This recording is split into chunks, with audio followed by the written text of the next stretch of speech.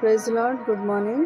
आज आपण तोराह या शब्दाविषयी आपण शिकणार आहोत. तोरा हा शब्द बऱ्याच वेळेला पास्टर लोकांकडून आपल्याला ऐकायला मिळतो, परंतु याचा अर्थ कधी कधी आपल्याला कळत नाही. तर तोरह हे मूळ हिब्रू भाषेतील क्रियापद याराह या शब्दापासून तयार झालेलं आहे. आणि तोरह म्हणजे सूचना करणे किंवा मार्ग दाखवणे. आणि मोशेची जी पहिली 5 पुस्तकं आहेत, जुन्या करारामध्ये जी पहिली 5 पुस्तकं आहेत त्याला मोशेचे नियमशास्त्र म्हणून आम्ही ओळखतो किंवा पंचग्रंथ असं म्हटलं जातं. आणि त्याचंच मूळ क्रियापद जे आहे हिब्रू भाषेतील यारह, त्यापासून तोरा हा शब्द तयार झाला आहे. आणि तोराह म्हणजे त्या इच्छेनुसार जीवन जगण्याचे सिद्धांत.